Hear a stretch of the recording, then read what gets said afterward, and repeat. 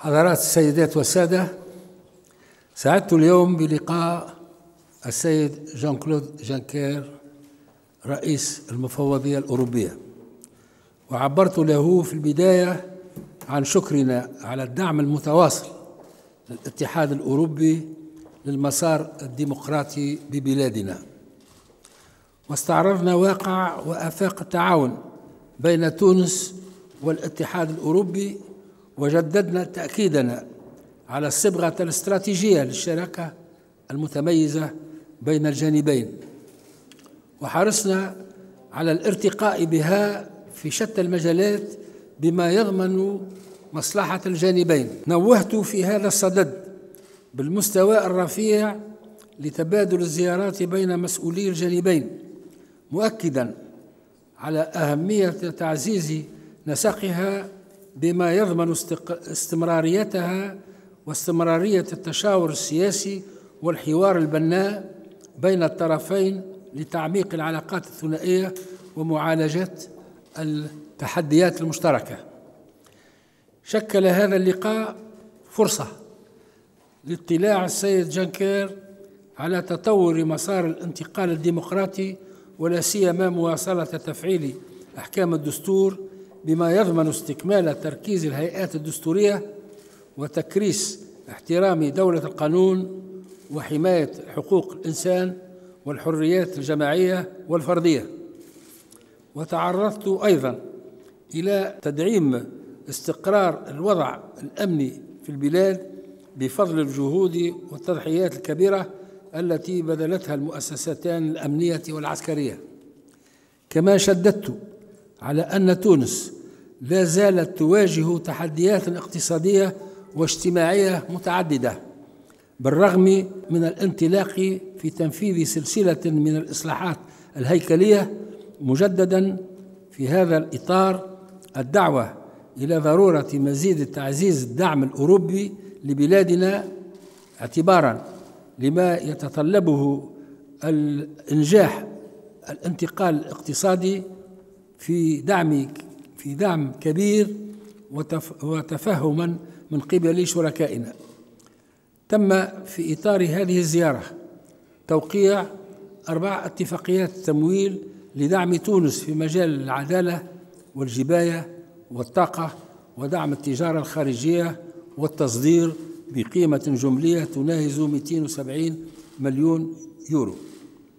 كما اغتنمت هذه المناسبة أيضا للتأكيد على مزيد تفعيل مبادرة الشراكة من أجل الشباب التي تم إطلاقها خلال القمة الأولى بين تونس والاتحاد الأوروبي المنعقد ببروكسل يوم 1 ديسمبر 2016، بما يمكن شبابنا من فرص أكبر للعمل والدراسة والتنقل في الفضاء الأوروبي، وتشجيعهم على بعث مؤسسات ناشئة تقوم على التجديد والإبداع. ودعوت إلى مراجعة تصنيف تونس ضمن قوائم أوروبية سلبية في أقرب الأجال، اعتباراً التقدم الكبير الحاصل في تنفيذ الإصلاحات المطلوبة، مؤكداً على ضرورة التوقي من العراقيل التي قد تطرأ والتي من شأنها التأثير على التطور الإيجابي للعلاقات بين الجانبين واستباق معالجتها ضمن الإطار الثنائي. كما تباحثنا حول عدد من القضايا الإقليمية والدولية ذات الاهتمام المشترك على غرار مستجدات الأوضاع في الشقيقة ليبيا والتعاون الدولي في مجال مكافحة الإرهاب والجريمة المنظمة والهجرة غير الشرعية.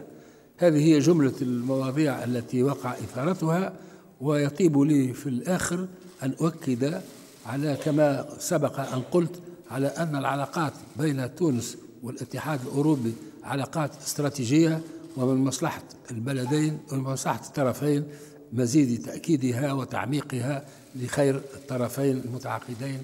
وشكرا. Monsieur le Président, Mesdames et Messieurs, je voudrais tout d'abord remercier le Président de la République, 1, de nous avoir invités, et 2, de nous avoir accueillis avec un sens de l'hospitalité qui dépasse l'ordinaire. Et nous nous sentons à l'aise dans ce pays qui est une grande nation. J'observe de loin et je suis de près tout ce que le président de la République est en train d'entreprendre en termes de réforme. Et je l'admire parce que le président de la République est un homme sage, non seulement en Tunisie, mais aussi lorsque nous avons évoqué entre nous, avec nos délégations, les problèmes régionaux qui sont nombreux et qui ne sont pas de petits problèmes. Il y a entre la Tunisie, l'Union européenne et ses différents États membres une longue histoire qui n'est pas terminée, qui va continuer, qui va battre tous les records d'amitié généralement quelconques. Et nous sommes aux côtés de nos amis tunisiens depuis le début du processus des réformes qui a été engagé après 2011. C'est une sympathie qui n'est pas de propos, mais c'est une sympathie qui est active, puisque nous soutenons à bon escient et à raison les réformes qui sont en cours, puisque nous avons dédié à la Tunisie un montant depuis 2011 qui porte un montant financier qui porte sur 10 milliards d'euros. Et nous venons de signer aujourd'hui 4 accords qui portent sur un volume total de 270 millions, ce qui prouve que nos relations ne sont pas au point mort, mais qu'elles continuent à s'améliorer chaque jour davantage. Je voudrais que nous ne perdions pas de vue que les relations entre l'Afrique du Nord et l'Europe ne peuvent pas être réduites aux seuls aspects de la migration. Il y a une tendance européenne de considérer nos relations avec l'Afrique à travers le prisme des seuls problèmes migratoires. C'est réducteur et cela ne correspond pas au niveau élevé de nos ambitions. Par conséquent, nous devons parler d'autres éléments de notre coopération, notamment la nécessité absolue qu'il y a de voir plus de sociétés, de firmes, d'entreprises européennes investir ici en Tunisie. Nous allons poursuivre nos bonnes relations en essayant d'accroître le nombre de jeunes Tunisiens qui participent au programme Erasmus. Il y en a 1800 actuellement. C'est un nombre strictement insuffisant. Il faudra que nous corrigions vers le haut le nombre de jeunes Tunisiens qui participent au programme Erasmus. Erasmus Plus est un programme important puisqu'il permet, ce programme, aux jeunes Tunisiens et aux jeunes Européens de mieux se connaître, d'apprendre à se parler au lieu de parler l'un de l'autre. Parler ensemble, telle doit être la devise pour les décennies à venir. Et cette ambition passe par un véritable partenariat pour la jeunesse, sur lequel partenariat nous nous étions mis d'accord, le président et moi-même, lorsqu'il m'a fait l'honneur de me visiter en décembre, je crois, 2016. Enfin, nous sommes des amis et nous pouvons faire de grandes choses ensemble. We understand this visit is not about migration, and you, Mr. President Juncker, you just said you don't want the relationship between the EU and Africa to be reduced to that, but surely migration is a huge topic for both EU member states, but also for Tunisia. My question is, you said you were here to listen, Mr. Juncker. Have you been approached and have you discussed ways to work together to tackle this issue? And Mr. President, I would like to know if you've been approached by other EU member states, and have you been requested to host these notorious so-called disembarkation platforms here in Tunisia? Le problème de l'immigration, c'est un problème mondial maintenant. Ce n'est pas un problème tuniso-européen. Mais c'est vrai que le sud de la Méditerranée est un lieu de passage des migrants vers l'Europe.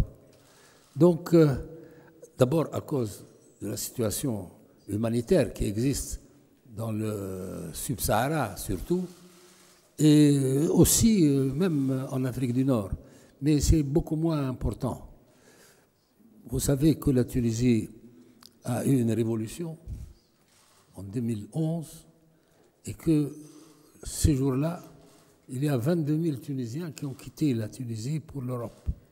Et ils ont traversé la Méditerranée, sains et saufs, paraît-il, sauf quelques-uns, et ils ont émigré à l'île de Lampedusa, en Italie. J'ai dit au président que, parce que nous avons aussi évoqué ce problème d'immigration, mais nos relations ne se résolvent pas uniquement dans l'immigration, mais sont aussi, ils intéressent l'immigration. La ville de Lampedusa est devenue en un jour une ville tunisienne. Avec 22 000 sur une population de 6 000, ce n'est pas rien. Mais nous avons quand même, par les relations privilégiées que nous avions eues avec le gouvernement italien, nous avons résolu ce problème amicalement. Et depuis, nous n'avions plus ce nombre de migrants vers l'Europe. Mais il n'en reste pour moi que c'est un problème pour l'Europe. Parce qu'il y a une situation humanitaire dans certains pays africains, et surtout dans le Sub-Sahara, mais il y a aussi des guerres en Syrie ou ailleurs. Et effectivement, ces gens-là sont désespérés, ils fuient d'abord la guerre pour survivre, mais aussi ils fuient la misère, ils fuient le manque de tout. Et évidemment, avec les moyens d'information actuels, les télévisions qui existent maintenant partout, lorsqu'il y a quelque chose qui se passe en Europe, dans 10 minutes, tout le monde est au courant. Et surtout les bonnes choses. Parce que pour beaucoup de gens qui émigrent, l'Europe, c'est l'Éden. C'est qu'on va vivre, on va survivre, on va danser. Malheureusement, lorsqu'ils arrivent en Europe, ils trouvent une situation complètement différente. Et ils sont l'objet d'un repoussoir, au fond. Parce que aussi, je regrette de le dire devant M. le Président, l'Europe n'a pas une politique unie. Et tous les pays européens ne réagissent pas de la même façon aux migrants. Donc c'est un problème qui va demeurer tant que la situation du sud de la Méditerranée et au sud, le sud sera ce qu'elle est actuellement. Les gens ont besoin de tout. Il y a du chômage, il y a de la pauvreté, il y a des régions complètement marginalisées qui ne font pas partie du circuit économique du progrès. C'est un problème que nous devons étudier ensemble, mais calmement et avec aussi des solutions qui ne laissent personne sur le bord de la route. Voilà ce que je voulais dire. Ici en Tunisie, nous ne pouvons pas dire que nous avons beaucoup de migrants qui vont vers l'Europe parce que les choses sont mieux maîtrisées, mais certainement, lorsque on agit sur les causes, on diminue les effets. Voilà.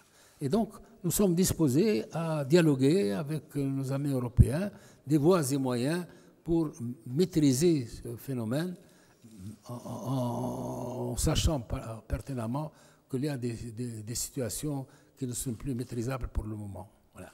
Nous avons parlé, évidemment, le président et moi-même, de la migration sans mettre l'accent de nos entretiens sur la dimension migratoire de nos relations. J'ai expliqué et réexpliqué au président de la République que nous ne sommes pas là pour donner des leçons à la matière. Ce qu'on ne sait pas en Europe, c'est que la Tunisie abrite sur son territoire 1 million de réfugiés qui viennent de Libye et depuis 2011. C'est donc un nombre énorme. Et à comparer ce nombre libyen, tunisien avec les nombres auxquels nous sommes confrontés en Europe, il faut tout de même dire que l'effort tunisien en matière d'accueil des migrants est autrement plus impressionnant que les chiffres qui sont propres à l'Europe. Il faut évidemment lutter contre les causes de l'immigration. L'Europe doit rester une terre d'asile qui accueille à bras ouverts ceux qui sont pourchassés, expulsés, rejetés dans leur pays pour des raisons de religion, de race ou d'opinion politique. Je ne transigerai jamais sur ce point. L'Europe, sur les 2 dernières années, a accordé l'asile à plus de 800 000 personnes qui venaient de l'étranger. Qu'on dise en Europe, certains disent en Europe, que l'Europe est devenue une forteresse, ce n'est pas exact. 800 000 demandes d'asile ont été positivement accompagnées par les diverses autorités européennes. Il faut agir sur les causes, disais-je. C'est la raison pour laquelle nous avons lancé un plan d'investissement extérieur qui porte sur un montant total de 44 milliards. Sur ces 44 milliards, 24 milliards d'ores et déjà sont en voie d'exécution. S'y ajoute le fonds fiduciaire pour l'Afrique, qui s'élève à 4,1 milliards, si mes souvenirs sont exacts, et normalement ils sont exacts. Donc, à part les 10 milliards que nous dédions à nos amis tunisiens, nous avons lancé un programme d'investissement de 44 milliards. Pourquoi? Mais parce qu'il faudra que les entreprises européennes, les entreprises privées européennes, investissent davantage en Afrique et notamment en Tunisie pour des raisons non liées au problème migratoire. Et en plus, il est de l'intention de la Commission de lancer un vaste projet en matière de migration légale. Si nous acceptons en Europe les migrants légaux, il y a moins de morts en Méditerranée. Mais si nous fermons nos portes à ceux qui veulent venir en Europe, bien que nous ayons besoin d'eux, parce que les Africains sont des gens intelligents, de talent et ingénieux, si nous n'acceptons pas ces gens-là par des voies légales, ils vont venir par des voies illégales. Et donc, je suis très en faveur de la mise en place d'un système de migration légale entre l'Afrique, notamment sa partie nord, et l'Europe. ما هي آفاق خروج تونس من القائمتين لتبييض الأموال وتمويل الإرهاب والقائمة الرمادية للملاذات الضريبية، وهل هناك شروط خاصة لتقديم الدعم الأوروبي لتونس في هذا المجال خاصة على مستوى الإصلاحات؟ السؤال الثاني، هل هناك دعم إضافي أوروبي لتونس في مجال مكافحة الإرهاب خاصة إذا ما أخذنا بعين الاعتبار الظروف الإقليمية وخاصة ما تعيشه الجارة ليبيا من عدم استقرار أمني؟ Pour ce qui est de la liste noire, Tunisie, money laundering, etc., la Tunisie ne figure plus sur la liste noire. J'ai eu avec M. le Président de la République et avec le chef du gouvernement des entretiens nourris à l'époque, et donc nous avons enlevé de la liste noire la Tunisie. Elle figure maintenant sur une liste dite grise, et nous sommes en train, ensemble avec les autorités tunisiennes, de voir dans quelle mesure les réformes attendues, non seulement par l'Union européenne, mais par la communauté internationale, dans la mesure où ces réformes seront réalisées, la Tunisie disparaîtra évidemment de la liste grise. D'ailleurs, je pense, je l'avais dit à l'époque, qu'il y avait peu de raisons pour faire figurer la Tunisie sur la liste noire. Nous avons accru aujourd'hui, par les signatures du commissaire et du ministre, l'aide que nous accordons à la Tunisie par 270 millions qui s'ajoutent aux 10 milliards qui d'ores et déjà sont engagés depuis 2011 en Tunisie.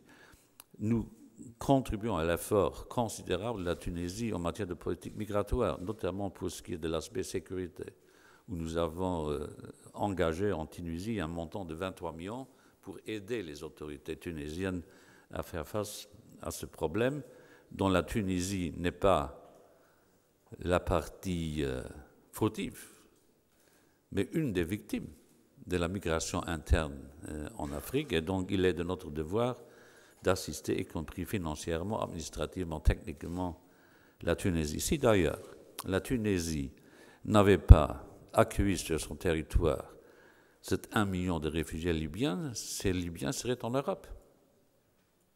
Et donc, il faudra que les Européens sachent que la Tunisie contribue à alléger le fardeau migratoire de l'Europe. Je voudrais vous donner une bonne nouvelle. C'est que le 1,3 million, beaucoup sont partis maintenant. Oui. Il y a une situation résiduelle chez nous on leur a même offert la nationalité tunisienne, ils ont refusé. Ils veulent aller en Amérique. Comme nous ne détenons pas le pouvoir de leur accorder des visas pour l'Amérique, ils sont encore là. Voilà ce que je voulais dire. Enfin, mais les réfugiés, qui très souvent sont dans le malheur, hésitent beaucoup à suivre les injonctions des autorités européennes lorsqu'il s'agit de les déplacer d'Italie ou de la Grèce vers d'autres pays européens. Je vous donne un exemple. Le Luxembourg au tout début de la crise, étaient d'accord pour prendre dans un avion 53 réfugiés en Grèce. Personne n'a voulu monter dans l'avion. Mais le jour où nous avons dit le Luxembourg est tout proche de la frontière allemande, il fallait 10 avions.